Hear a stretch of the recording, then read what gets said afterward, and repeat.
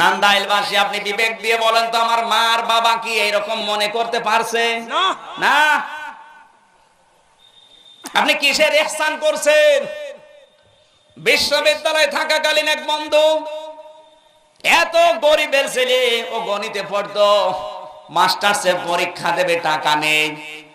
ওর মার বাবা মানুষের জমিতে কামলা দিয়ে দিয়ে মানুষের বাড়িতে ঝিয়ের কাজ করে ওর হাতে কিছু টাকা দিয়েছে, যা 4,500 টাকা লাগবে পরীক্ষার ফিস দিতে। পরীক্ষা দেওয়ার পরে পাশও করে গেছে, ঢাকায় একটা চাকরি পেয়েছে, ভালো লাইন করে একটা মেয়ের সাথে বিয়ে করেছে। কিন্তু মেয়েটা একটু অহংকারী, ধনীর মেয়ের জন্য বলেছে, তোমার মা বাবার পরিচয় দেওয়া যাবে না, তুমি বাড়িও যেতে পারবে না। বাধ্য হয়ে স্ত্রীর মুখের দিকে তাকিয়ে সব ভুলে গেছে। এদিকে ওর বাবা জীবন চলে না, কি করবে? রিকশা একটা ভাড়া নিয়েছে, ভাঙ্গা রিকশা। যে রাতের বেলা ঢাকা থেকে নান্দাইলে যে সমস্ত নাইট কোচ গুলো আসে, মনে করেন এই নাইট কোচের ভাড়া মারছে। তারপর দিনের বেলা তো রিকশা নিয়ে বের হয় না, মানুষ আবার উল্টা পাল্টা বলবে যে তোমার ছেলে এত বড় চাকরি করে আর তুমি রিকশা চালাও। দিনের বেলা রিকশা নিয়ে বেরও হয় না, রাতের বেলা মুখের উপরে গামছা পেঁচিয়ে মাথার উপরে চাদর ফেলে দিয়ে মুখ বেঁধে যায়, যে যেন টের না পায়।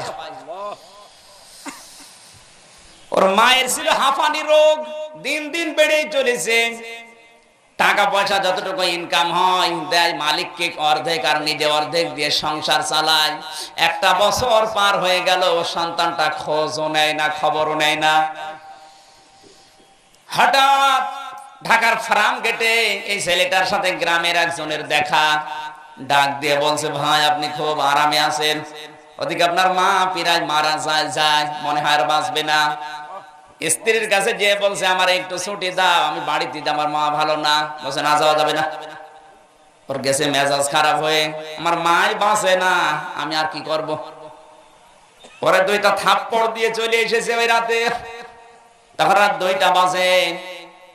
নান্দাইলে নামার পরে দেখছে একটা রিকশা টিম টিম করে আলো জ্বলছে।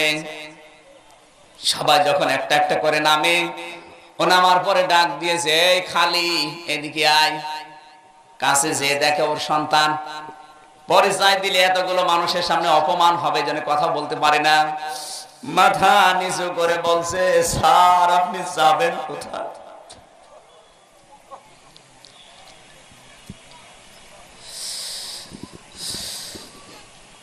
শান্তি পাড়ায় দখমি আর বাড়ি যাব। কি হয়?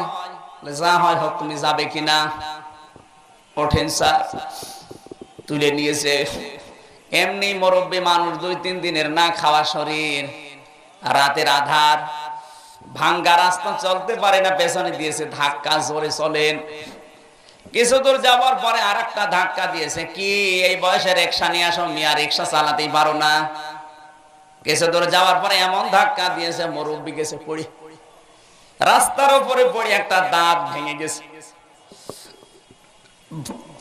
বহু কষ্ট করে উঠে ডাক দিয়ে বলছে, স্যার আপনার মোবাইলের লাইটটা একটু বের করেন তো।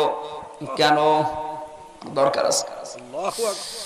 মাথার উপর থেকে চাদর ফেলে দিয়ে মুখ থেকে গামছা সরিয়ে দাঁত খুঁজতেছে, কোথায় গেল। ছেলের সামনে যে বলছে, স্যার দেখেন তো আপনি চিনতে পারেন।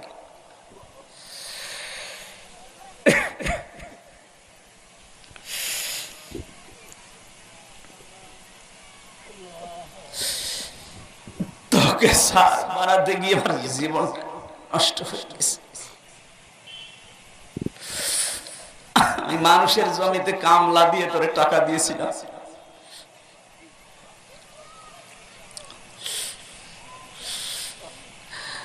তোর মা 3 দিন পড়ে আছে অসুস্থ, আমি ঔষধের টাকা জোগাড় করতে পারি না।